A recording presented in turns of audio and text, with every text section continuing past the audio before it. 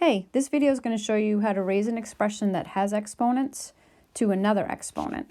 And I'm going to start off slow. I'm just going to start off with, say, a number. So let's say that we have 2 to the third, and that entire quantity or expression is going to be raised to the 5th power. I'll show you where the rule comes from because a lot of people don't like to remember rules.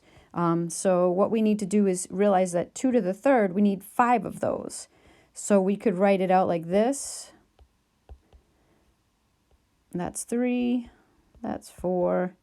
So there's 5 of them. If that doesn't help you with the rule, which it wouldn't in my case, I still need to kind of process it, and I tackle this expression here, that's saying that I actually have 3 2's. And this one here would also be 3 2's. So if I kept going and wrote out 3 2's for each of those, I would end up with how many 2's? And that's going to show you the rule. If I actually keep writing it out, 3 here, 3 here, and yes, 3 here. If you count all those up, we should have 15.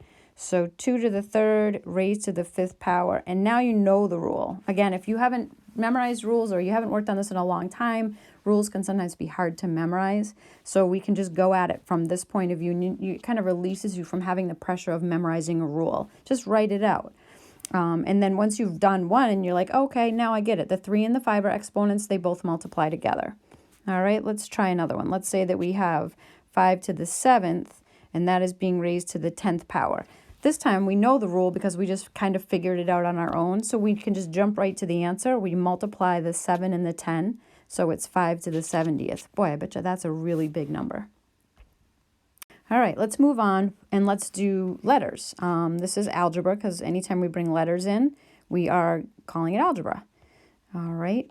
This time we have x to the third and it's raised to the 7th power. So we're raising a power to an exponent or an exponent to a power.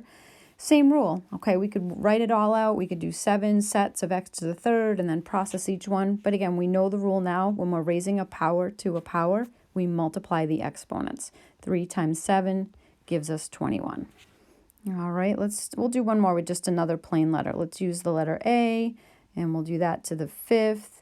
And that whole quantity, that whole expression will be raised to the 6th power. Again, what is the rule? When you raise a power to a power, you multiply the exponents. 5 times 6 is 30. So now let's just kick it up a notch. This time in my expression that I'm going to have 2a to the 4th, and that is going to be raised to the 2nd power. So we already know how to handle the a with a to the 4th. This here, we know we're just going to multiply those exponents.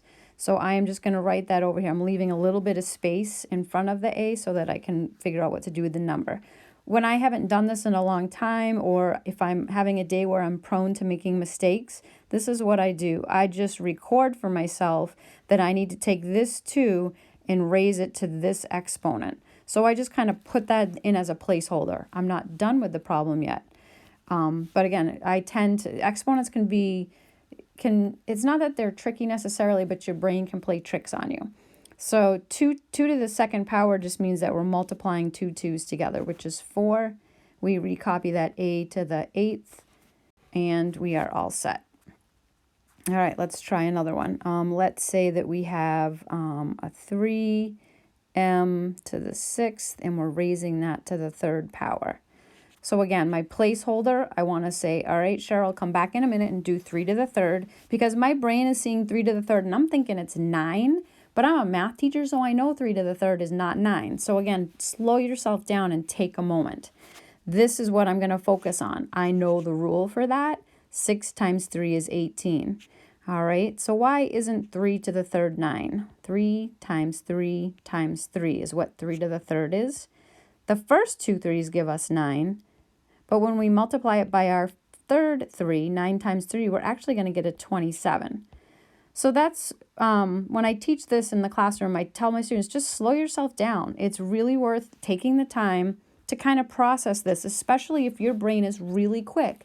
Your brain sees the 3 to the 3rd, and your brain just says, oh, do 3 times 3, and that's not quite right. Okay, let's do one more. This time we'll do 5b to the 4th power, and we'll raise that to the 4th power. How's that? So again, my little placeholder, I'm not going to worry about that yet. I'm going to tackle the letter, that variable. For these exponents of 4 raised to the 4th power, I just multiply them. 4 times 4 gives me 16. All right, and now I can just take, now that I've got the letter, the variable all set, I can look at the number. The coefficient is what that's called in math. I need 5 4s.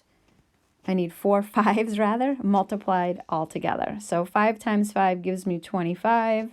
This 5 times 5 gives me 25. If you need to grab a calculator to do that, 25 times 25, that will give you that will give you 625. And our b to the 16 just kind of tags along with that. I think that's it. I'm not going to tackle, we could do this with some negative exponents thrown in, but that really should be its own video because we handle negative exponents in a different way. So if you need help with negative exponents, look on my channel and there should be a couple other videos for negative exponents. All right, thank you. So